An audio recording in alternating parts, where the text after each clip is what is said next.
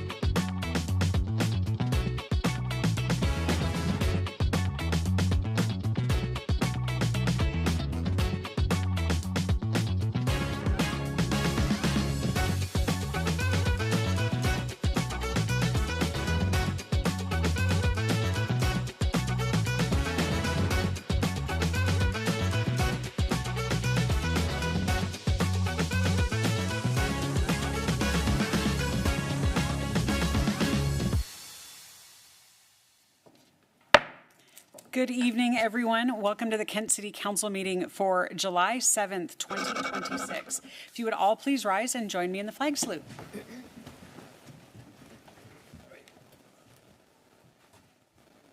I pledge allegiance to the flag of the United States of America and to the republic for which it stands, one nation, under God, indivisible, with liberty and justice for all.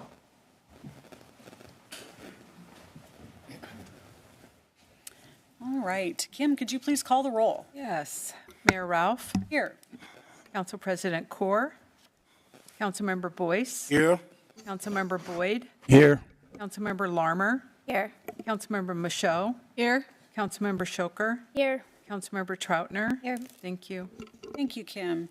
Item number 3 is approval of the agenda. Are there any changes? No changes from staff, Your Honor. All right. Seeing none, a motion would be in order to approve the agenda as published. So move. Second. Got a motion and a second. All those in favor, please say aye. Aye. Opposed?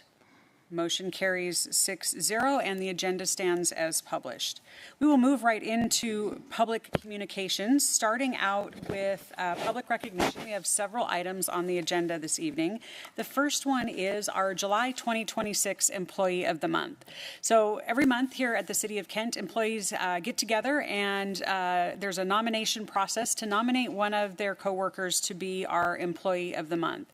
The person that is nominated and ultimately chosen as the Employee of the Month consistently exemplifies the mission, vision, values, and goals here at the City of Kent and has earned the trust and respect of their coworkers.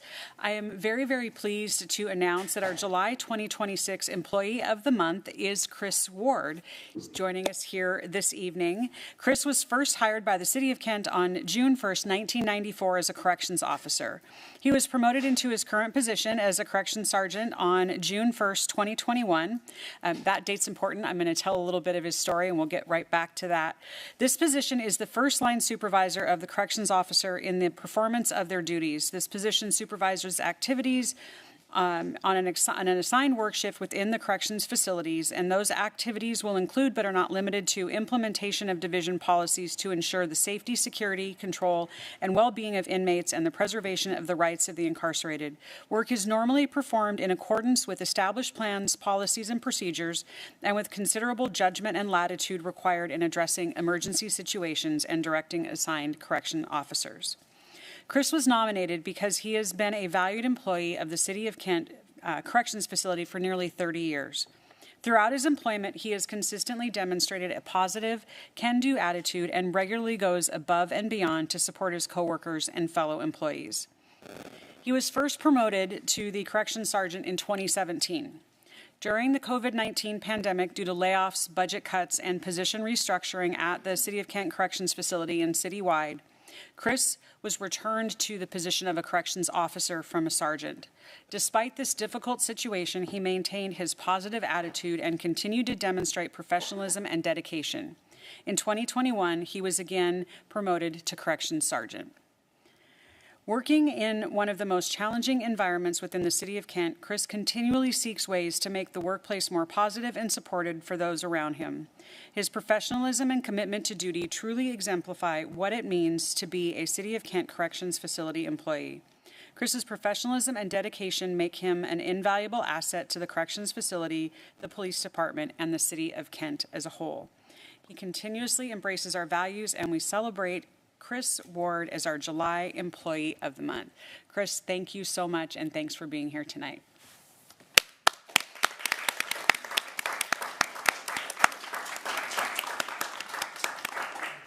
We very much appreciate you and how you show up every single day to support your coworkers, to support those that are in our jail and the City of Kent as a whole. So thank you very, very much. Do you have anything to say? Been told no. Oh, okay. Okay. Never want to put people on the spot. Yes. Okay. All right. We are going to move on to our next two items of public recognition. The first one is our proclamation for Parks and Recreation Month. Joining us tonight is our Parks Director, Julie Periscindola. I'm going to steal a little bit of her thunder because she's going to say this, and I know she is, that Parks is so amazing that they get a whole month as opposed to a week. I knew you were going to say that, so you can say it again, but we'll just start there. So Julie, I'm going to go ahead and read the proclamation and then turn it over to you. Proclamation says, whereas July is recognized nationwide as Parks and Recreation Month, and whereas parks, trails, and open spaces and recreation programs enhance the quality of life for the residents of Kent, and whereas parks and recreation promote physical and mental well-being, foster social connections, provide opportunities for lifelong learning and recreation, and support an inclusive and welcoming community. And whereas Parks and Recreation contribute to Kent's economic vitality by supporting jobs, youth and childcare programs, tourism, and community development. And whereas Parks and Recreation preserve natural resources, protect habitats and open spaces, and connect residents with the outdoors. And whereas this year's national theme, The Power Of, highlights the power of connection, the power of play, the power of community, the power of nature, the power of belonging, and the power of well-being. Now, therefore, I, Dana Ralph, Mayor of Kent, do hereby proclaim July 2026 as Parks and Recreation Month in Kent, Washington, and encourage all residents to celebrate by enjoying Kent's parks, trails, programs, and recreational opportunities. Thank you. Sure, okay.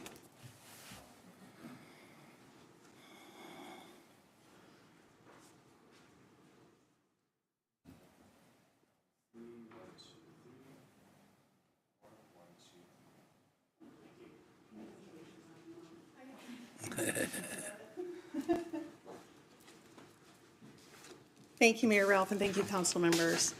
For those who don't know me, again, I'm Julie Periscindola, the Kent Parks Recreation Director, and I'm happy and grateful to accept the proclamation tonight on behalf of the department. The mayor's right. Some people get one day, some people get a week. We get an entire month to celebrate all the great things that we do. And I really love that July gives us a chance to celebrate work that often happens quietly behind the scenes. You know, people go out to see a concert, but they don't think of the 4 months or 5 months of planning the concert. They might go out to a beautiful park and don't recognize the crew that was there before sunrise trying to get it ready. Even things like play structures, children playing on it, they don't think about the people that designed it, build it, maintain it, inspect it, and so on. And so, honestly, that's exactly why I love this month. It really gives us an opportunity to shine a light on the people who do the work that really is recognized by smiles, memories, and moments, not necessarily headlines. And the power of theme of the national conference, or the National Association this year, is really cool because it is about the power of connection and play and community and well-being and so on. And those aren't just words to us, it's actually what we get to create every single day, which is very exciting. As you guys know, we have an internal Park and Rec committee that has staff representatives from each one of the divisions in parks. So we actually have like park maintenance, facility maintenance, and all trying to create, and they come together and they're the ones who create the opportunities that the community gets to celebrate, and also some staff recognition. Every year we try to think of a fun way to figure out attendance and who participates and celebrates with us. And this year, of course, every child gets to participate in all the fun, get some fun swag, but they also get to power up this really giant battery that we put together thanks to multimedia, and they get to add their name to it. And we already had our first event last week. We had over 200 kids already add their name, and we hope by the end of the July that the battery is completely full, because every name really represents a child that came out to play and created a moment and really created belonging with together. So I'll make sure and bring that back in August so you guys can see the big belonging. If you haven't had a chance yet, I'm going to take one of these, pass it down for me. If you haven't had a chance to join us yet, I hope you will. We have a great lineup of events planned throughout the month, happening every Wednesday, and we'd love to see you there. For those watching, these are also on our social media pages and our website. Mayor Ralph and Council, as always, thank you so much for believing in the work that we do and believing in us, and your investment in Kent Parks goes far beyond maintaining parks, and we truly do appreciate your support and partnership. And I guess I would like to just end my last few seconds talking directly to the Kent Parks team who may be watching. I'm not even sure which camera, but thank you. You know, 2 small words, but they mean so much.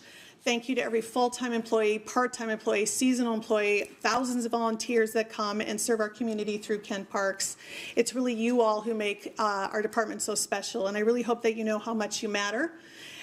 because the impact you have reaches far beyond what you do every day. And while our community may not know every name behind those moments, I do. And I see the pride you take in your work, I see the professionalism, and I see the difference you make every single day. And it truly is one of my greatest privileges to serve alongside the team. And I've always just truly believed the greatest power is the people behind the profession. And so this month is for the team, and thank you so much, and happy Park and Rec Month. Thank you.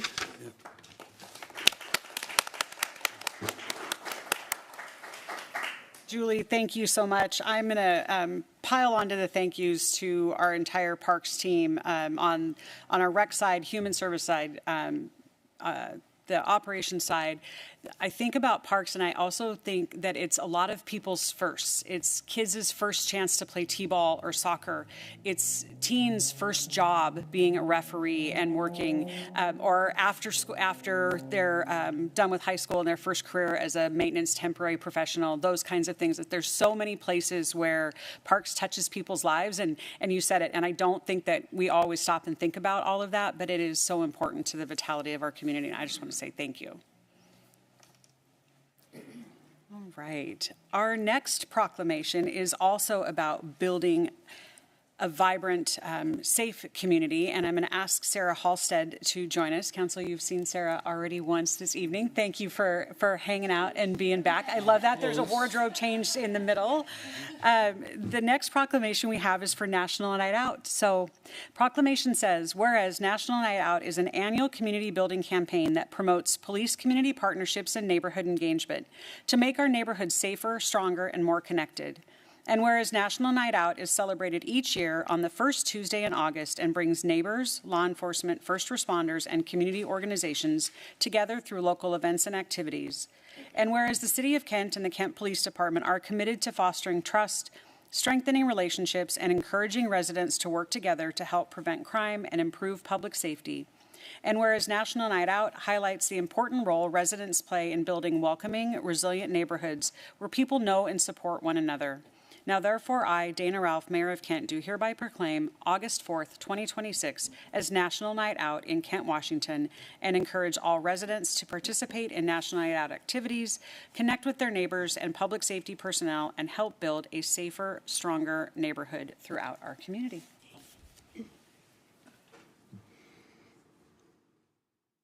Absolutely one of the most fun nights. I know, everyone loves that. It's a great do a quick time. picture. Okay.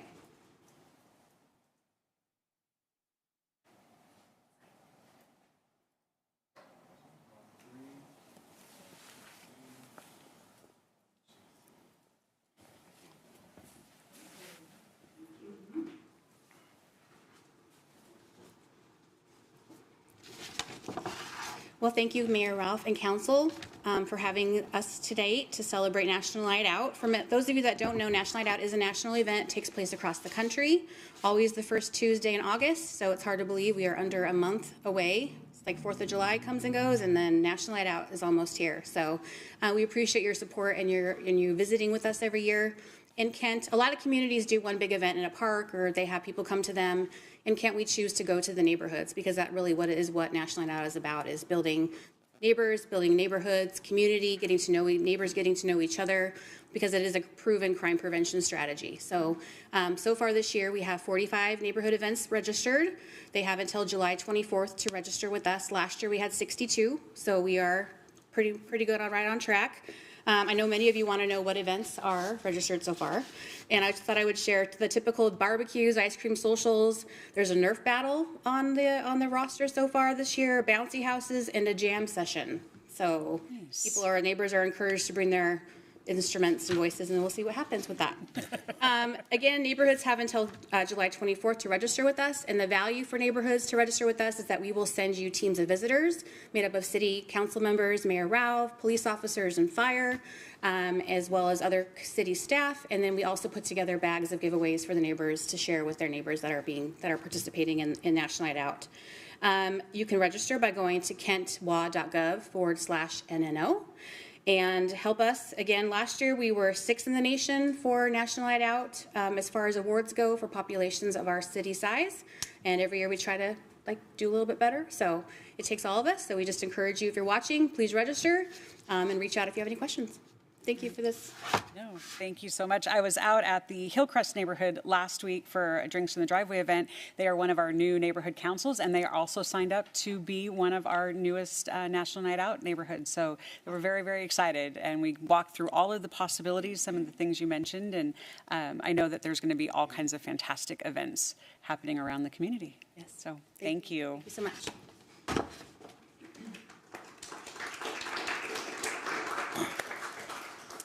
All right, Councilmember Boyce. Thank you, Events. Madam Mayor. Upcoming events at Acesso Showwear Center is coming up. So, July 16th, we had the Kent Chamber of Commerce Business Expo and South King County Employee Summit. On August the 16th, we had the Pacific Cascade Mustang Club Car Show. So you have a Mustang, please bring it to the show. And August 30th, we have this group called Mama Moo. I had to Google that because I didn't know. But it's a South Korean girl group, and that's going to be August 30th. September 19th, we have Sono Nigam, and that's an Indian playback singer. September 28th, that's the Seattle Thunderbird having their opener against the Prince George Cougar. And those tickets go on sale August the 26th. And then the entire 26-27 season ticket goes on sale September 2nd at 10 a.m. October 2nd, Seattle Thunderbird versus the Wenatchee Wild. And then October 9th, Seattle Thunderbird versus the Vancouver Giants. And we got plenty more events coming here. So please go out to www.accessoshowwearcenter.com for more events in Kent. Thank you. All right, thank you. Council, any other community events? All right. We are going to move on to reports. So each of the council members that are up here serve not only on the city council at the first and third meetings of the month, but also on regional and statewide boards and commissions. So part of our agenda is an opportunity to share the work that's been done outside of these council meetings. I'm going to kick it off. A couple of highlights from the last few weeks. I want to start out with a huge thank you to all of our city crews that worked on the 4th of July. So it takes an entire team to be able to do that work. So our park staff, both on the recreation side and the operation side, our public works teams with street signage and that kind of thing, making sure that that is out there, our police department out on patrol and supporting Splash, and then all of our residents and neighborhoods that came together. 250 years is it's a milestone, it's a landmark, and it's also a very short blip in time. I had a chance to listen to a Yale professor speak last week, and he noted that if you were at least 50, you've been alive for the 1/5 of our nation's history. That makes it seem very, very small. Talked a lot about the fact that what we have here in this country is the promise of all of the things that are laid out in our Declaration of Independence and Constitution. And keeping and holding that promise strong, I think, is a very great way to look at it. So thank you to all of our city crews for helping our residents celebrate the 4th of July. Moving into a couple of committees, last week had the opportunity to attend Association of Washington Cities, or I guess has it been 2 weeks ago? I'm looking phone a friend down here. Councilmember Shoker, Michaud, Council President Corr, and Councilmember Boyd attended the Association of Washington Cities Conference in Spokane. At that conference, I was elected to represent District 13 or South King County on the statewide board. So really excited to be able to serve the South King County communities, making sure that those voices are represented in those statewide conversations. So big and small cities working together with that board of directors to make sure that we're lobbying for the interests of cities across the state. A couple of other highlights. We also had an opportunity, if you saw it, our Quiet Zones feature on Como, had a reporter come down and do a piece on the importance and the whys behind our Quiet Zones. So we are pretty excited about that, and stay tuned. We'll be doing that celebration at the end of August. Finally, I want to shout out to the Kent Lions Club. So this afternoon, I met with the president of the Kent Lions, Carol Aguilar, to talk about all the work that they are doing in the community, the good things that they're supporting, and part of the way that they raise money and support our community is through Cornucopia Days. And that is coming up this weekend, Friday, Saturday, and Sunday, ending with a parade on Sunday. That whole entire weekend festival is put on by the Lions Club and their volunteers. And without that work, we wouldn't have that celebration. So I just want to say thank you so much to our Kent Lions for their dedicated service and all the work that they do in giving back to our community and the great things that they support. So with that, I'm going to turn it over to Pat Fitzpatrick. Thank you, Madam Mayor. Two things. We have a closed session toward the end of the agenda tonight to discuss collective bargaining per RCW 423144A. There will be action following that closed session, and we anticipate that'll take about 5 minutes. And then after that, we will go into executive session to talk about current or potential litigation, and that's per RCW 42301101I. And there also will be action following that, and we anticipate that too will take about 5 minutes. So that's that. That's all I have. Thank you. All right, thank you. All right, I am going to turn it over to Councilmember Boyce. Thank you, Madam Mayor. Appreciate that. So at 4 o'clock, we had our COW, Community as a Whole meeting. One of the things we talked about, we got an update on our financial statement, and I would say we are tracking just a little higher than last year. With a little bit of variance, but we are within the budget, so we are looking in pretty good shape so far this year. We also had, with our police department, we have an MOU, which is part of the collective bargaining agreement. So where we incentivize police officer that we try to recruit and try to keep, within the police department. We talked a lot about public works, but I'm going to let Councilmember Troutner share the story about the public works that we talked about. And then in our workshop, we had 3 agenda. One was the Safe Place program, which is really is a program that was started by the Seattle Police Department back in 2015. And really exactly what it is, a safe program which allow victims to remain on property until police arrive. It also, for anybody that feel like harassed or feel like there's a hate crime, we have a partnership with the business and organization where they can go and have a shelter in place where they can feel safe. If you want to know more about this program, we have it on our website, but it's a really good program for hate crime, anyone experience harassment based on race, religious, gender, and sexual orientation, or disability as well, too.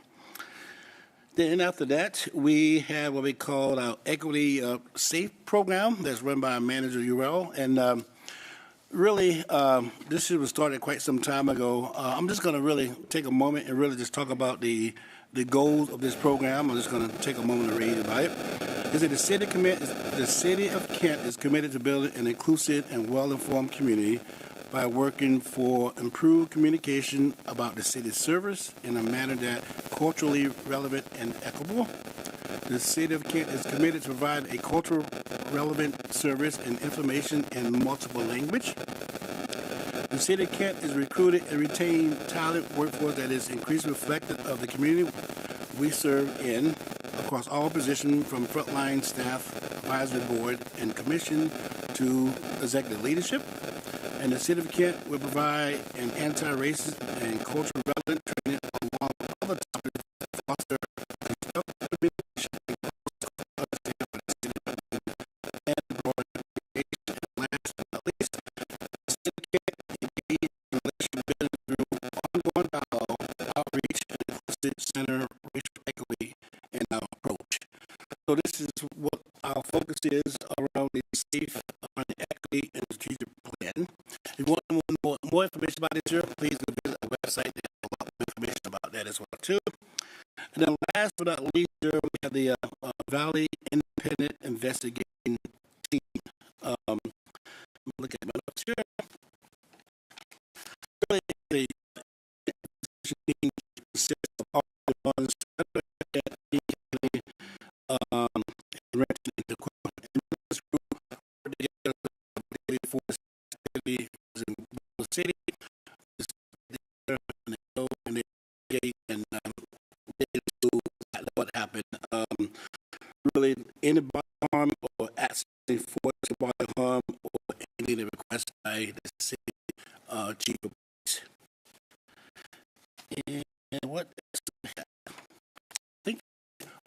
serve on the SCA Pay Committee, and we have a meeting scheduled for tomorrow. I'm going to start to my left and go with Councilman and work our way down, please. Thank you. I under community events, which is like on social media, also the AWS conference, which Mayor talked about. That was a very valuable experience. I was shocked to see that there's 600 elected officials. 8. I was also a part of the Southeast Association Equity Inclusion Cabinet, and during our first meeting, we discussed how cities are approaching diversity and inclusion. We identified practical goals for the group. And I also wanted to, I hesitated when you, Council and Ralph were talking about, but there is a community event tomorrow with Bobby. It's Bobby is a Punjabi card game, so if you want to come and learn that, know any seniors who are interested, stop by. Michelle? Thank you. I also have a base in a Human Services Commission meets next week to make their final grant funding decisions. Right now, they're working on an optional individual funding exercise. They get to, on their own, determine how much funding out of our 1.6 million to give each of the approved organization. Human Services staff is going to collect that and kind of compare and show everyone next week at the meeting. And then those final decisions that come out of that next week come to council and are as part of our budget process. And that's all I have. Larmer? Thank you. Do not have tonight. I King County Growth Planning Council until 16. And then our committee, we do not have any topics for economic and community development. So I will give back. Thank you. Council. Thank you, Mr. Chair. Here's a bit of part of my update in my letter.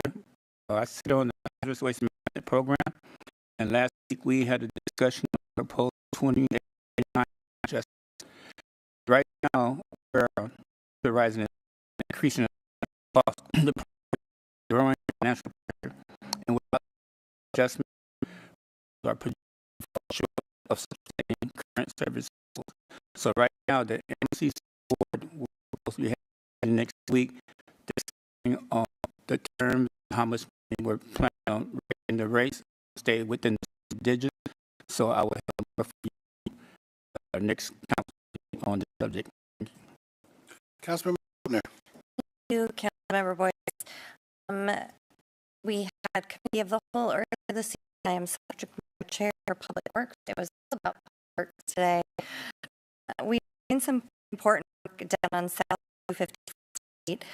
We authorized an agreement project that will help flood mitigation and hopefully protect our community in the event that we have a flood of in last December.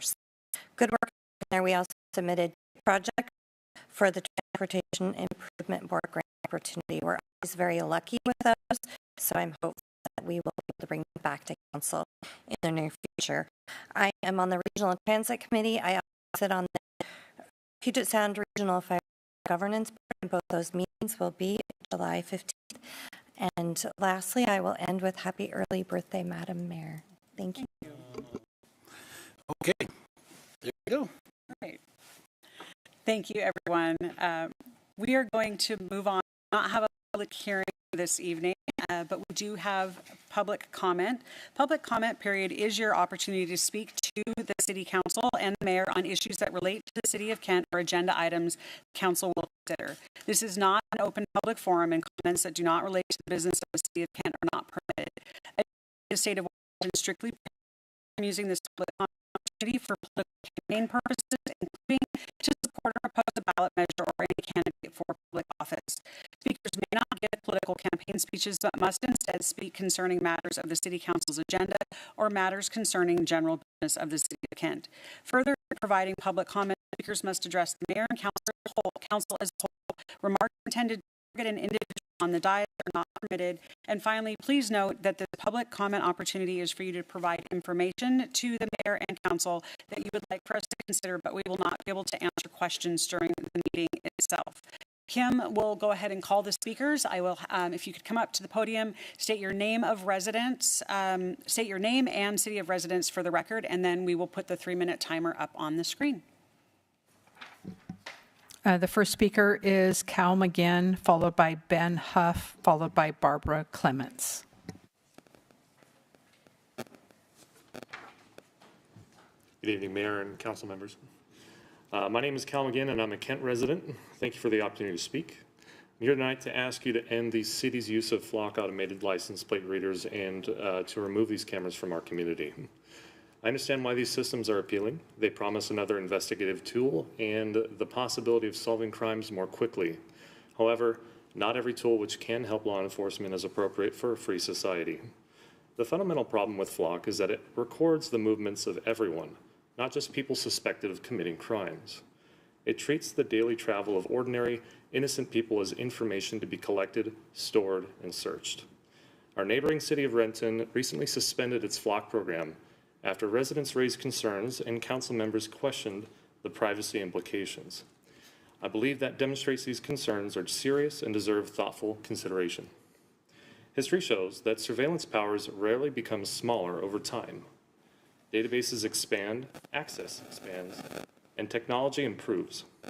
The question isn't whether today's officials are trustworthy.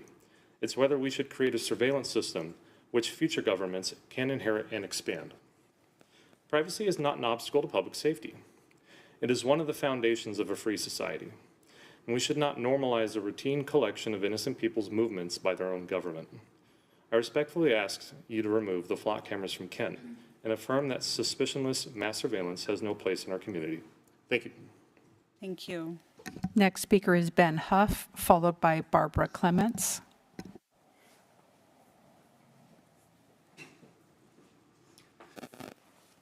Thank you, Mayor Ralph and council members.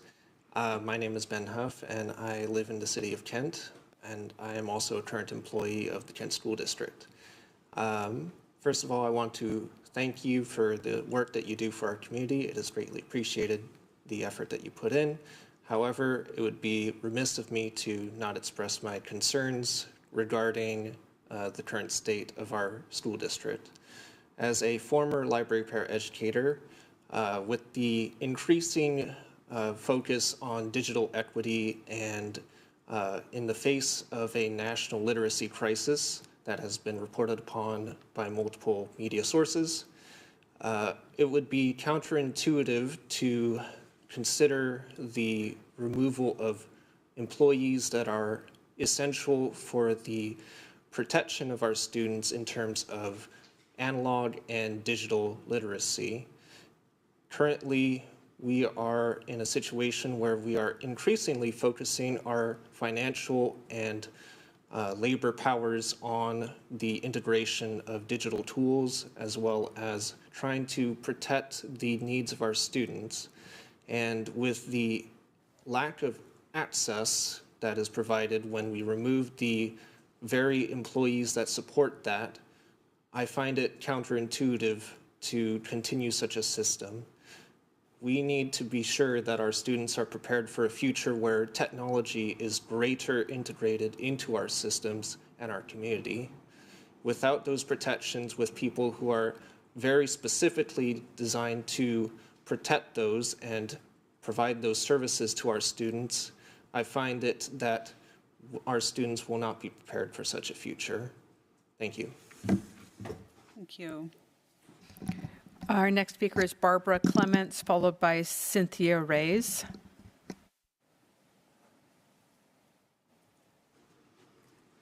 Hi, Barbara Clements, Kent resident for the last 40 years.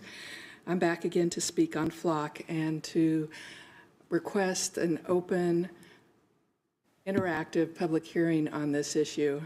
Since I last spoke with you, ICE has just swarmed over our communities and arrested hundreds of people with more and more violence. And my research team started looking into the actual contracts that the city has signed with Flock, and we were assured that we're only sharing this information with certain jurisdictions now, and 602 put some guardrails on it a bit, but in looking at the contract, and I urge you to look at the 2025 agreement, it's in 2-year contracts. In Section 4, the city agreed to allow Flock to all data at any time, and in 4.2, it goes even further and gives Flock unlimited perpetual rights to use all the data they want and share it with whomever they want and modify what they want. In other ways, the information that is out there is not protected, is not being kept within the limits according to this agreement. And believe me, Flock, which is owned by a Trump supporter and financed by one, isn't going to pay attention to something that's not in the agreement. It's going to do what it wishes. And I would just, again, ask for an open, interactive public hearing on this and explain what safeguards are in place. Tukwila had a similar open meeting. They turned off 3 of their cameras, but they had an interactive meeting which revised that language, so it took it out. It's stamped into every agreement they make with a city or an organization, but many of the cities have taken it out because it gives them such leeway to share whatever information they want. So I know I was rebuffed earlier in April. I'm asking for it again. This community deserves an open and interactive public hearing on it where questions can be asked and Chief Padilla and the rest can say what guardrails are in the system so it's not inappropriately shared. Thank you. Thank you. Our next speaker is Cynthia Reyes, followed by Angela Wallace. Hello, Madam Mayor and council members. I am Cynthia Reyes. I'm from Lake Tapps, but I'm here to speak on behalf of Representative Entman's campaign team. I just wanted to come and introduce myself to let people know if they wanted to contact us that they. So I need to stop you there. Very specific state law indicates that we cannot use public comment for any type of campaign purposes. Not even to, can I mention 2 candidates? Okay. No, sorry. No, all good. Just thank you. Thank you. Our next speaker is Angela Wallace, followed by Logan Evans.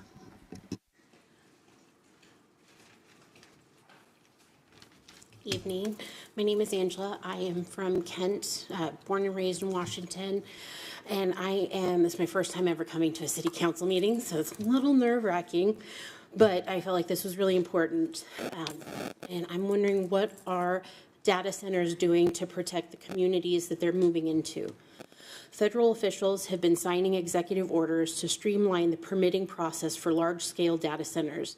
The administration has explicitly argued that building this infrastructure at speed is necessary.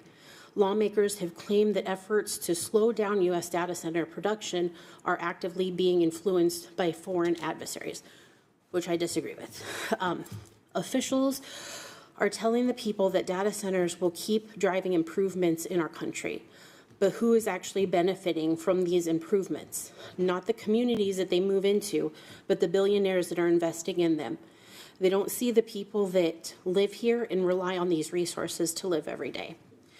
Data centers have proven that they take without asking. In Fayetteville, Georgia, Quality Technology Services was more concerned with getting their data center up and running than going through proper channels.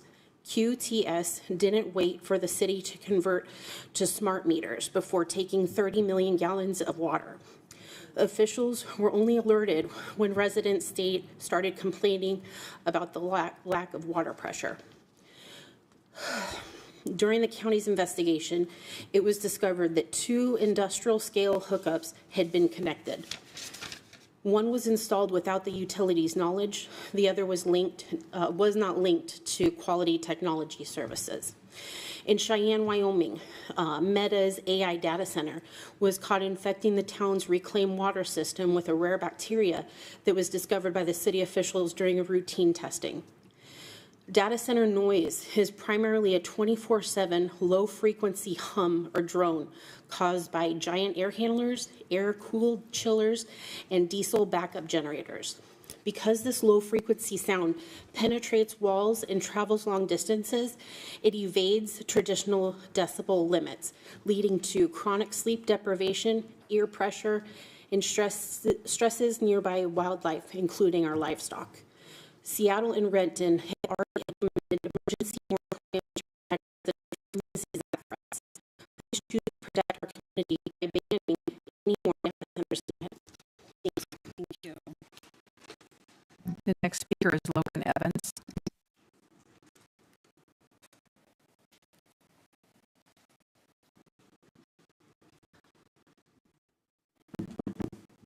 Testing, testing, 1, 2, 3, 1, 2, 3. All right. Just watching the clock. All right. First off, I wanted to thank the mayor, the council, city staff, the volunteers, everyone, really. I want to thank incredible quiet. I spent 14 years putting that together, and it's just amazing. And the infrastructure investments you did to make it happen, I just really appreciate that. I was also start say your name and residence. Yeah, I'm so sorry that I love Evans. But yeah, I wanted to thank you all. There's been some good things going on. I was at the Lake Meridian Fireworks Festival for the 4th of July, and it was so safe. I mean, I was talking with neighbors and residents, and everyone was saying that it went down smoothly. I know now I can drive out the Green River Trail, Green River Road, and it looks beautiful again. I like walking those trails. I know the residents are happy. The soccer teams are happy. I'm just in awe of the environment operating within. I just really appreciate what you guys are working towards and building here, and I wanted to thank you for that.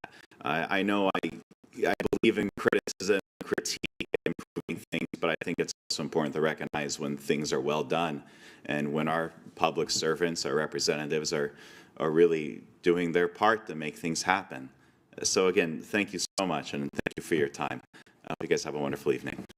Thank you. That was the last public commenter. Right. Thank you, Kim. Okay. With that, we will go ahead and move on to our consent calendar. Consent calendar is a compilation of items that council has worked on through both workshop and committee of the whole over the last several meetings. Had an opportunity to have discussion, ask questions, and these items have been voted out of committee of the whole without controversy. Tonight we have items A through J for approval of the consent calendar. Is there a motion to the consent calendar? So moved, Madam Mayor. A motion and a second. All those in favor, please say aye. Aye. Motion carries 6-0. All right, we're going to move to item number 9, which is other business. Tonight we have state legislative agenda development presentation. I'm going to call Moore, our government affairs manager. Joining us online is Brianna Murray, our contract lobbyist. And I'm going to turn it over to Kyle to get us kicked off. And Kyle Schroeder. Kyle is joining us in person as well. So Kyle and Kyle, Brianna, turning it over. Thank you, Madam Mayor. Kyle Moore, Government Affairs and Regional Policy Manager, and Brianna Murray is here online. She is from the other state, so thank you for joining us. And I want to give the opportunity for the council to meet Kyle Schroeder. If you want to introduce yourself very quickly. My name is Kyle Schroeder. I'm part of the contract lobbyist team at Gordon Thomas Honeywell Government Relations with Brianna Murray. I'm joining the team to help Kyle. Right. So tonight we're kind of setting the stage. We're going to be going through kind of early this session our legislative development, and we wanted to give council a good opportunity early on to kind of weigh in on what's going on for our state. And so, Brianna, actually, Kyle, you're starting us. Okay, so the purpose of this agenda item tonight is to begin discussing the 2027 legislative agenda and begin developing that for the city of Kent. And so we're going to dive into that, doing a couple of things. We're going to give a preview of the 2027 legislative session. We'll go over some of the documents that we need some feedback on and that we've been preparing for you guys. We'll then look at some of the emerging priorities and policies that we have been discussing, looking at, and then we'll look for some feedback and discussion from council on some of the documents and preparation that we've done. So with that, I think the next person is Brianna, who will provide an overview of the 2027 legislative session. Thank you, Kyle and Kyle S. and Mayor and Council. Thank you for your indulgence in allowing me to appear before you virtually this evening. I am presenting to you on the 2027 legislative session preview to give you a flavor and some context as you start thinking about your next legislative agenda.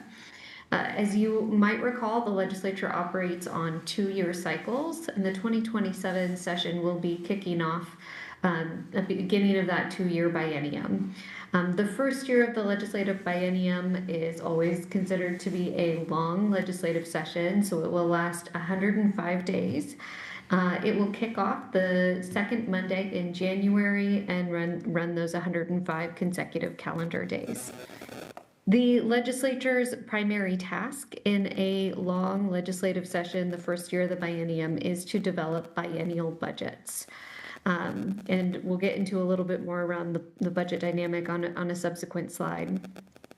Politically, we are expecting Democrats to continue to maintain the majority in both the House of Representatives and the state Senate. However, there are over a dozen legislators who announced that they are not planning to seek re-election, and regardless of election outcomes, they will no longer be in office as of December 31. So while we may see similar party majorities, we will see over a dozen new faces in Olympia. I'd also note that the August primary is around the corner, and we are seeing multiple challengers from inside parties, both on the Republican and on the Democrat side, running against one another. So Democrats running against Democrats, Republicans running against Republicans, and many of those races are dividing traditional party lines. So looking at the August primary results and obviously the November general results will be very insightful as to the political leanings of the caucuses that are in power. So Democrat majority in the House and in the Senate, but is it leaning more progressive, leaning more moderate, or are there other shifts occurring within those respective caucuses? After the November general election, just a reminder that the legislature embarks on a reorganization process where they elect their leadership, they elect their committee chairs and ranking members, and they assign legislators to what committees they will serve on. It's always worth noting that the legislature is not bound to keep their committee structure the same. They can change the committees, they can change what jurisdiction those committees cover, and all of that gets revisited on this every 2-year cycle. Going into this next legislative session, there are rumors of leadership changes in both the House and Senate Democrat caucuses. On the Senate Democrat caucus side, less a rumor around wanting to change leadership from fellow Senate Democrats, and more that the Senate Democrat majority leader has a significant primary challenger and worry about whether or not the majority leader will even be returning. And on the House Democrat caucus, there's been more active discussions with Representative April Berg coming out publicly within the media, announcing that she is planning to challenge Speaker Jenkins for that leadership position. I flag all of that to say that while Democrats will likely continue to have the majority in both the House and the Senate, there are going to be some changes between the last biennium and this biennium as we move into the 2027 session. Let's go to the next slide on budget context. I noted that that one of the primary tasks of the legislature in a long legislative session is to develop the biennial budgets. The biennial budget fiscal year runs July 1 of 2027 through June 30th of 2029. The legislature will spend the first half of 2027 developing that biennial budget. However, the budget development process has already kicked off.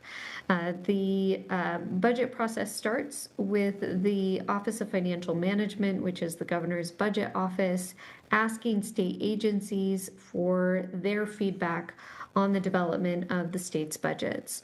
At the end of June, the director of the Office of Financial Management sent a memo to state agencies indicating that the 27-29 budget is going to be the most challenging budget in recent memory. And that the state is facing an approximately $4.3 billion deficit, which is subject to change based on subsequent economic revenue forecasts. The reason for that deficit is that inflation has driven up costs. That's estimated to be around 39%. Population growth in the state has gone up 14.2%. And the state has been grappling with federal funding cuts and costly court decisions that are increasing their costs. The Office of Financial Management noted that they are asking agencies to reconsider any program that was put in place 2019 or later, and to evaluate whether or not that program should continue. They're also asking state agencies to look at any program that other states are not providing and whether or not that is necessary. The governor has been very publicly saying that he's not interested in increasing taxes to balance the budget, but that he would like to look at making cuts. As a reminder, there are 3 different state budgets. There's an operating budget, a transportation budget, and a capital budget. The operating budget is the one that most of the media attention and comments are focused on. It funds the cost of all state agencies, including the K through 12 and state college education systems, and is predominantly funded by sales tax, B&O tax, property tax, real estate excise tax, and a handful of other taxes. If the millionaire's tax is upheld, the bulk of the revenue from that tax would be going into the operating budget. The challenges within the operating budget are focused on, as I mentioned, inflation, population growth, and also policy decisions or additional investments that have been made in the last 8 years or so. The transportation budget is the second budget that is facing challenges. The budget funds highway construction, maintenance. It also operates the ferry system, makes multimodal investments. Most notably for cities, it funds several different grant programs that cities rely on, like the Transportation Improvement Board, the Regional Mobility Grant Program, the WashDOT Bike Ped Facility Grant Program. Those are all funded out of this transportation budget. The budget is predominantly funded with fuel tax, which is a declining revenue source as vehicles become more efficient and adoption of electric vehicles becomes more widespread. Combined with that declining revenue source, project costs are increasing, which I know is something you all are experiencing at the local level as well.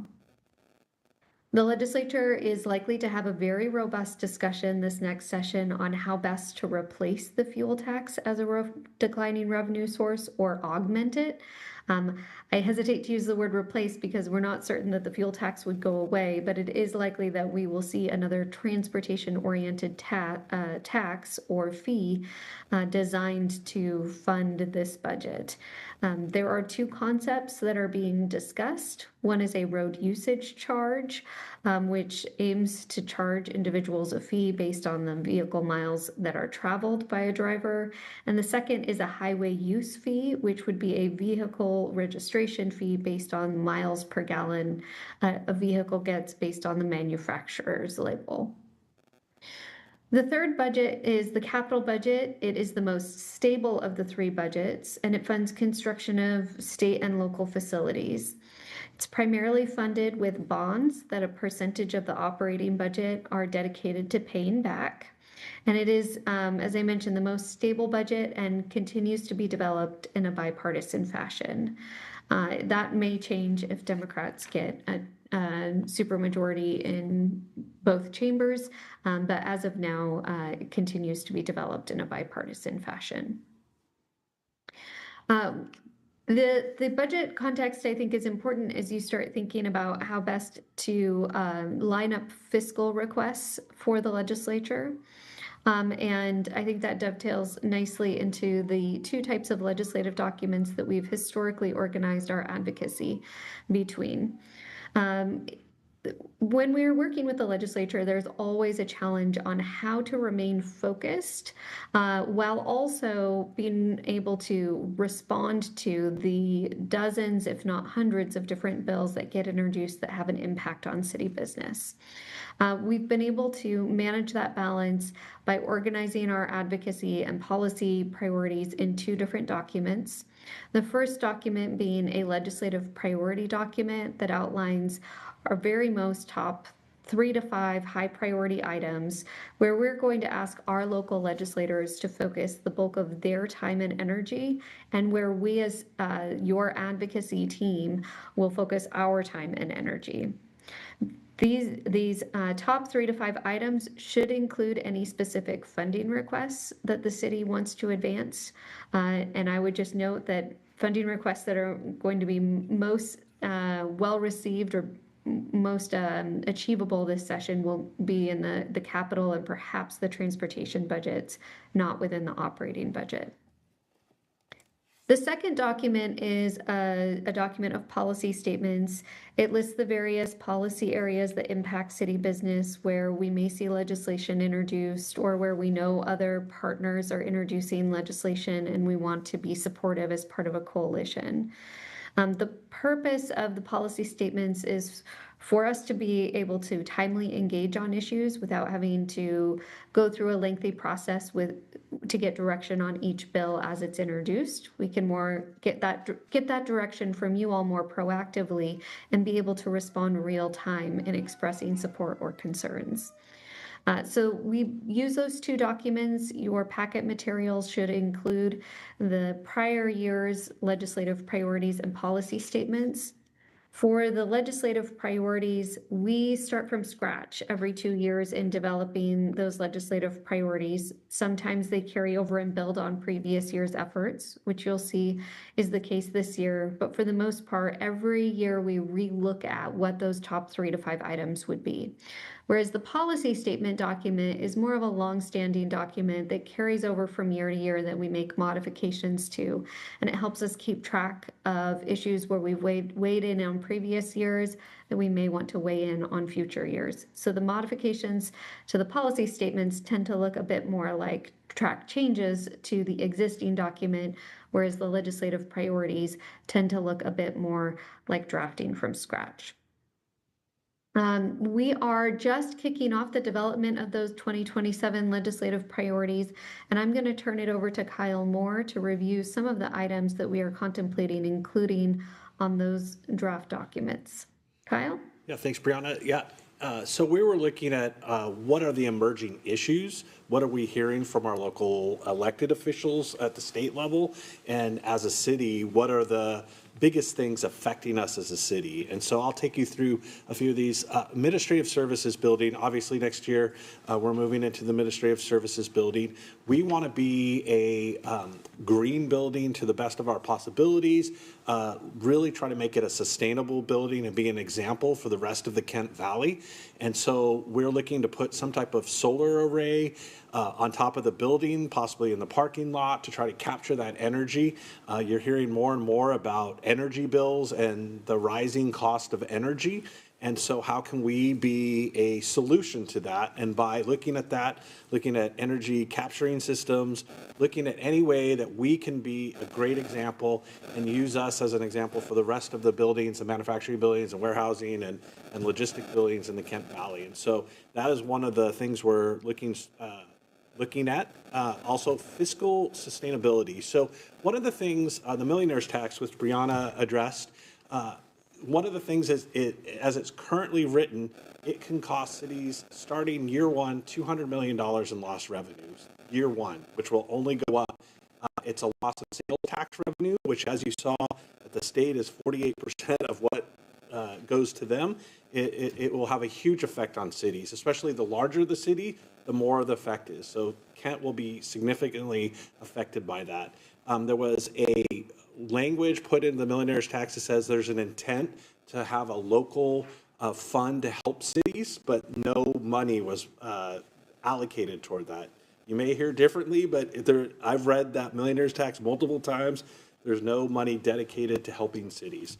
We're also dealing with, here in Kent specifically, with the streamlined sales tax laws. We're estimating that at the current year, about $20 million loss a year. And this is where money was originally coming from the point of origin, where we ship a package from Amazon from Kent, and it goes to your house in Bellevue. Kent would get the money. Now that money goes to Bellevue. So what's happening is the wealthier communities who tend to order more are getting more sales tax money, and the cities that invested heavily in the infrastructure, such as Kent, who are sustaining the damage to our roads from heavy vehicles and all the vehicle traffic, we're getting less money. So we're getting adversely affected by that. So that is something that will affect us long term. There's also at the state level lots of unfunded mandates, and that can come in a lot of different forms. Land use, every time we have to update the comprehensive plan, that is a journey for our planners, also for our legal department. I mean, a lot of people get involved, and that takes a lot of energy and time and money to redo all of our policies. And also that what happens with that, what we see with the developers, is when the land use laws continue to change, developers pull back. They're like, well, I want to start working on a building. If it's the middle project, then they're going to change the law. So we're seeing a lot of developers hold back, which means less revenue for cities. So we're asking the state, in that case, to try to hold off on any new land use bills until we can kind of get everything going. And this is fiscal sustainability. I keep talking about the millionaire's tax. All money is going to the state if it makes it through all of the challenges. None of that is coming back to the cities. And so we've been asking for the state to look at ways they can direct funding back to us if they want to reform the way taxes are done. We as a city are very constrained on what we can do to taxes. And so I think we're pulling a lot of the levers that we can pull, but there's also limits to what we can do. And so fiscal sustainability of the city is really something that we're really looking at. Economic competitiveness, I can't even say that word in workforce, sorry. That's what happens at this time of night. Here at Kent, we're very focused on space programs, on manufacturing, advanced manufacturing, great family wage jobs. And that includes, the reason we have that is we have a current great workforce here in the region, but we also want to train our kids, our young adults here in Kent to have those jobs so that they can move into those jobs as they graduate from whatever programs. And so we're going to be working on that. You may have heard the governor has started an economic development council, which is a step in the right direction because the state hasn't had a direction on economic development. And so we want to be part of that. The governor wants to start a space commission. And our local senator, Claudia Kaufman, wants to also start a space commission. We want to be part of that too. We think that investing in these type of advanced manufacturing jobs is going to be very important to us. I know the mayor and I and others were at a space breakfast where we learned about how competitive other states are. New Mexico offered one of the companies there to say they'll give them land for 40 cents an acre and will pay their entire staff salary for 6 months if they would leave Washington and come to New Mexico. I know Alabama, Florida, and Texas are right now really trying to lure our space programs and manufacturing out of state. So we really need a policy statewide to try to protect these businesses, these great paying jobs. We want to keep these jobs here and keep this economy going, not only for us now, but for our future generations as well. Public defense funding. As you know, the state Supreme Court made a ruling on public defense standards on how many cases a defense attorney can handle. That is raising our cost as a city immediately. So what's happening is the larger entities, King County has gobbled up a lot of the public defenders that exist, and what it's done is created a more competitive market for even our current public defense attorneys. So they're able to charge a greater price. So we're paying more now for the same services that we were getting, and it's only going to get more and more expensive for us. I believe we're talking about, and I'm going to have my wife, she corrects me, but is it somewhere between $4 and $4 million extra? Sorry to put you on the spot. Yeah, I'm sorry. Yeah, tripling our cost. And so this is what we're asking the state to do is, if they're reforming the tax code, to pay 100% cost of public defense, and if not 100%, a big chunk of it. Many states here do that, to pay the entire public defense cost.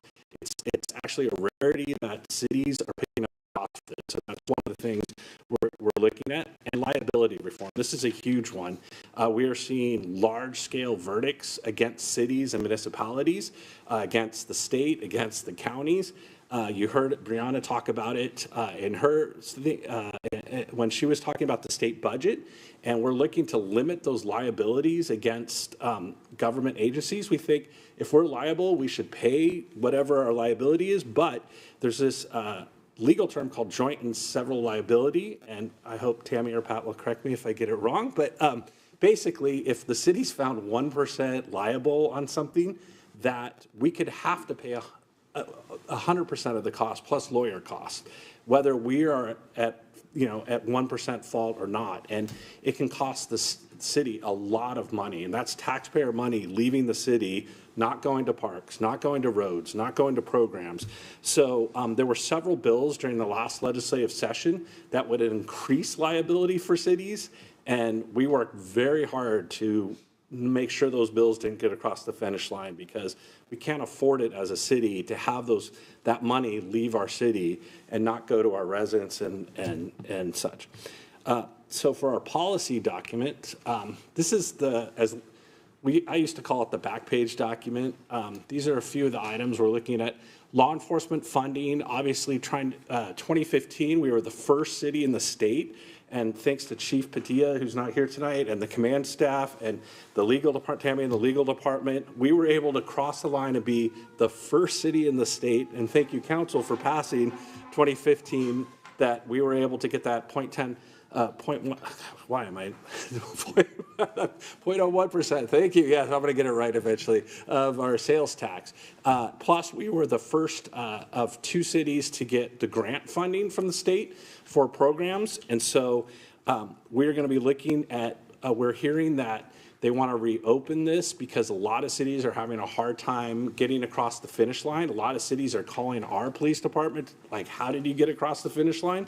And so we think that that's going to be reopened. So we want to be part of that conversation on how maybe the flexibility of funding, maybe different ways to increase the funding, but we want to be part of whatever conversation's happening down at the state. Automatic license plate readers, this is something that we were very involved with last year, along with many other cities, including Seattle. A lot of cities, I'm part of a lot of intergovernment relation groups that we meet all the time in the interim cities. They're all concerned that there needs to be a reopening of the law that was passed, that it didn't deal with all the things that needed to be dealt with. And that means we want to be part of that conversation too. There's this kind of language in there. It's called sensitive areas, which really it's not very specific, and it made it impossible it made it for us having to turn off our dash cams. Seattle had to turn off all of their parking reader cams that they go around the city and issue parking tickets, because if you're anywhere near what's called a sensitive area that can change and no one notifies you, there's no system that tells you what a sensitive area is, that there could be legal repercussions. And so that's something that we want to be part of those conversations, and the governor's office has agreed that this is something that needs to be reopened during the next session.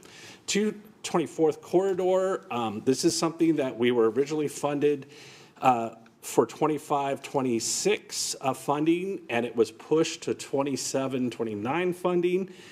This is the second half of the 224th corridor, the east to west vital corridor here at the city. And we worked really hard. We got it in one budget and didn't get it in the other. I believe we got it in the Senate, didn't get it in the House budget. And when they did concurrence, it didn't make it across during the last session. So that money is needed to complete that corridor. And so we're going to be working hard to make sure that money stays in the budget. As you heard, the constraints on the transportation budget, and I think it's going to be even more constrained next year, because with gas prices rising, yes, there's a higher percentage of tax that goes, but I don't know about you. All my friends stopped driving. They tried to cut down driving because they didn't want to spend $7 a gallon or $6 a gallon. And so working on that. And then public records. This has been, I think it was 1972 when the law was passed, if I'm correct, and it really hasn't been changed since then. It wasn't made for the digital age.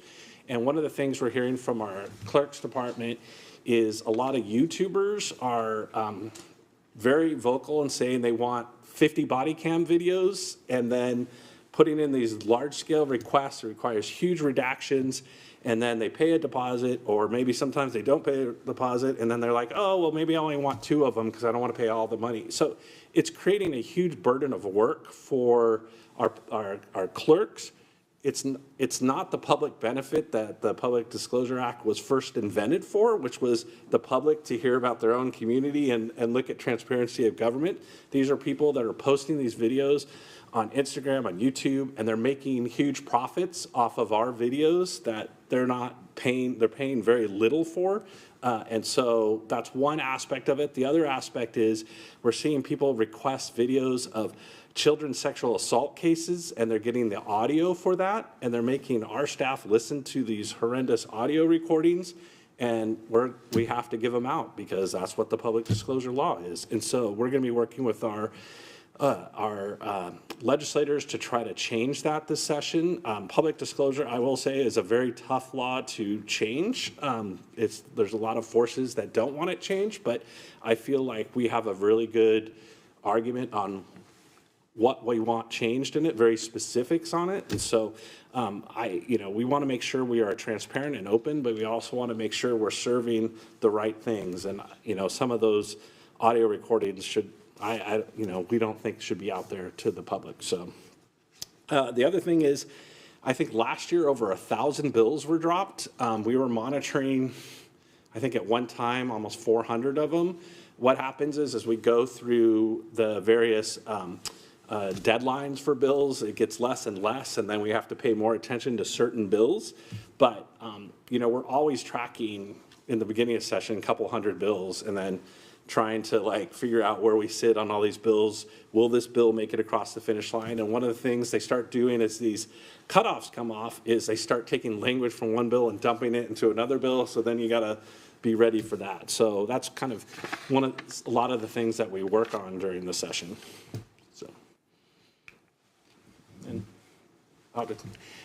So now we've gotten to the point, and is this something council agrees on as issues that we should focus on for this session, or are there other issues that the council collectively would like staff to focus on? And so I'll turn it back to Mayor. Right, thank you. I'm going to start with Councilmember Boyce, followed by Councilmember Troutner. Okay, thank you, Madam Mayor. Kyle and team, I'm a type of guy that I believe the glass is half full, right? That's my approach. But, it's pretty clear that the expense so far is superseding the revenue, right?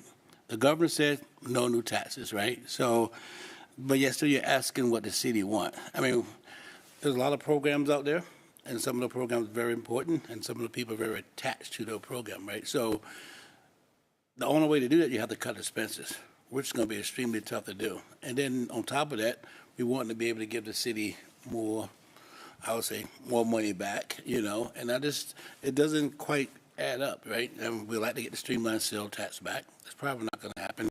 It's pretty clear. I mean, I read the millionaire taxes as well, too. I mean, none of that money is coming to the city, right? So I hear what you're saying. I support this here, but I don't see how it doesn't add up. I don't see, how, we need to be realistic about it, right? I just don't see how we, as a city, are going to be able to receive more, as they say, no new taxes, right? And then expenses paying.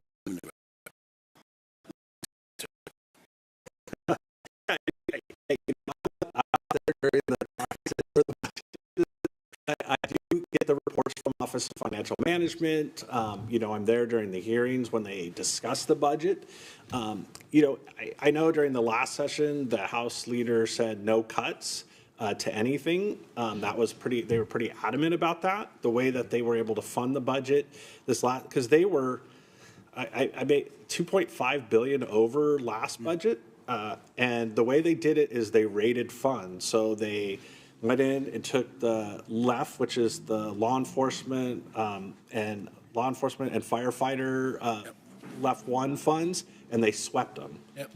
One of the things that AWC and the cities we said is, hey, we as cities paid into that fund. We paid for our employees, and you just swept those funds out from under us without backfilling it back to the cities that actually put the money in. And there's also a medical cost involved where cities continue to pay the medical cost of our LEF 1 members, and that did not go to the state yet. That is one of the things that we want. If you're going to sweep these funds, you should pay for medical costs. So that was one of the things they did. They swept our Public Works Assistance account, which is something that Chad and team would rely on to get money from. And they just started going around and large-scale sweeping funds. I know Councilmember Michaud said that they were trying to sweep, I think there was a tree fund that they were going after.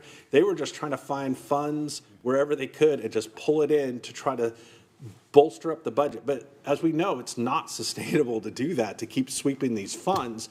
And so the millionaires, let's just say the millionaires tax made it through, it would not start till 2029.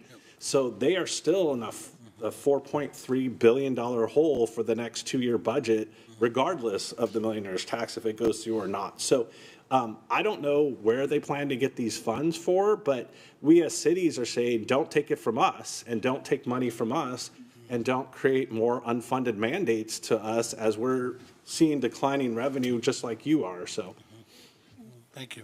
Councilmember Boyce, I think that is the most important statement, is that I too want to be optimistic. There's not new funding coming our way. I don't believe that.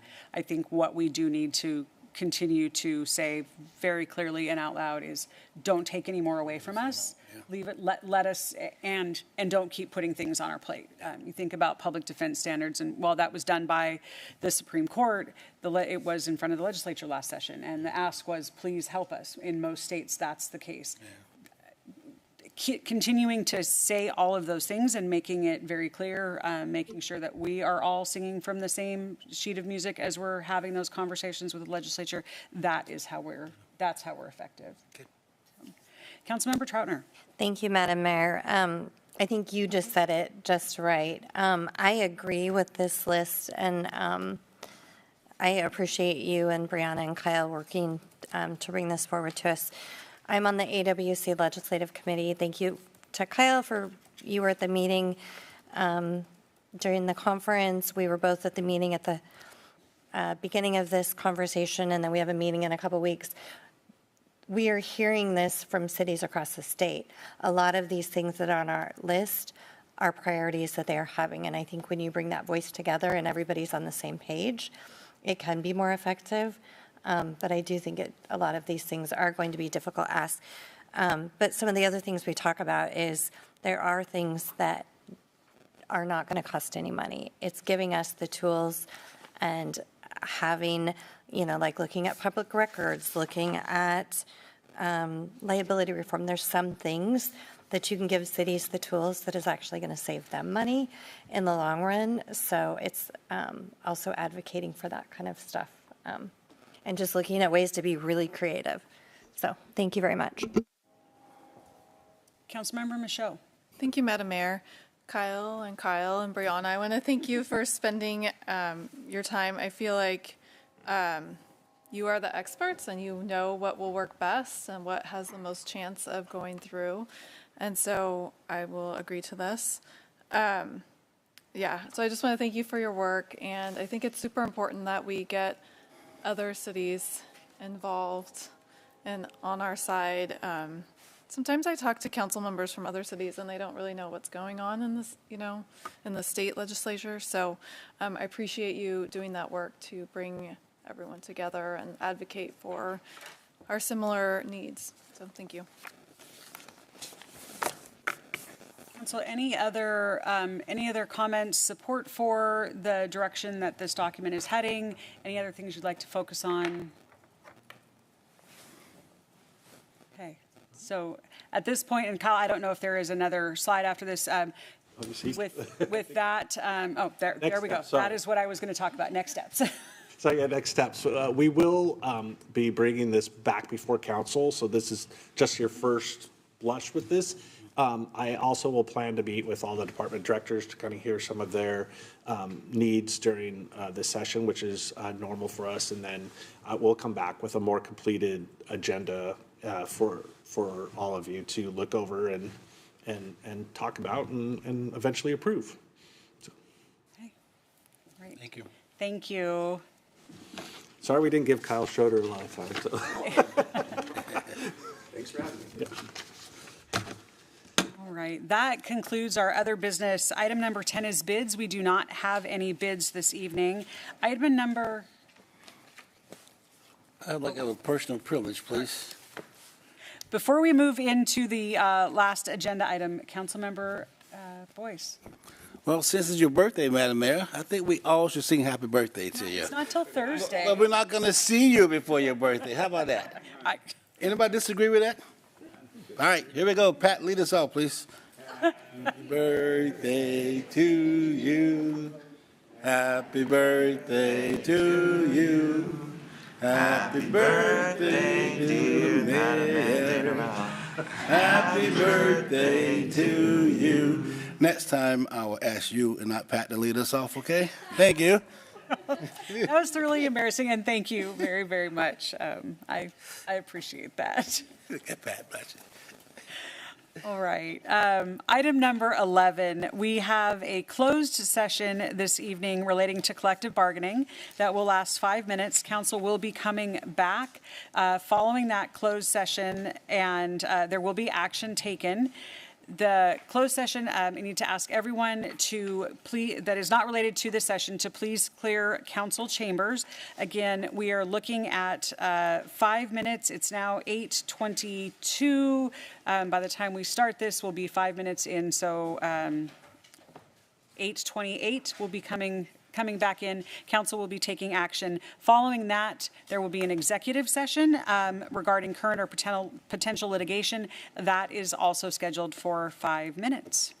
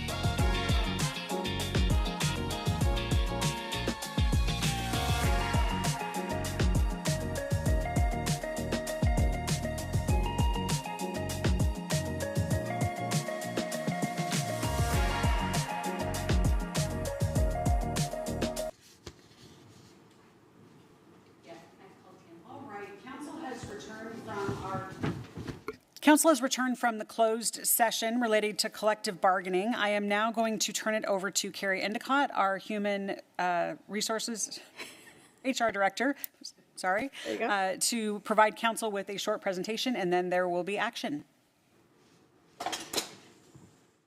Good evening, Mayor and Council. Carrie Endicott, HR Director.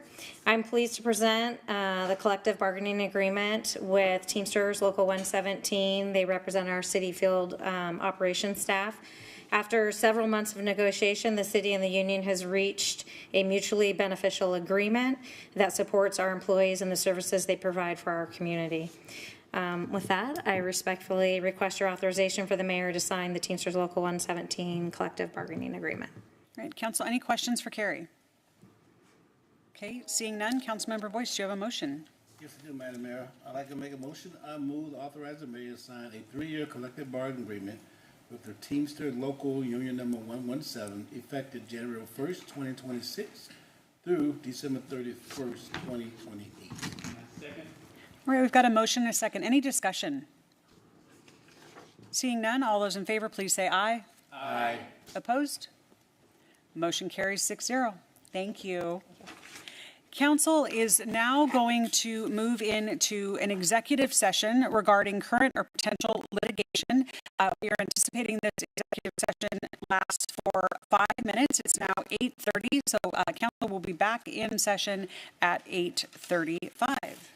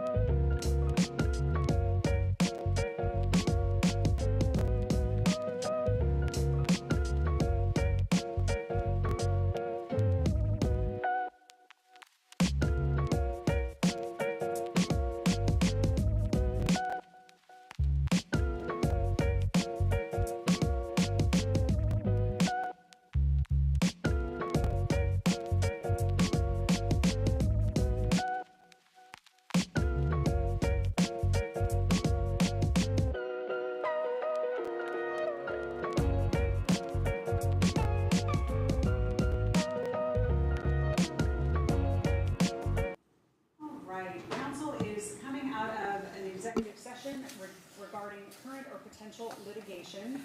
Joining us now is our Public Works Director, Chad Buren, to provide a short presentation, and then council will take action. Thank you, Mayor. Before council's consideration tonight is accepting a settlement agreement for work that was not completed related to the Madison Plaza development over at the intersection of Madison Avenue and Meeker Street.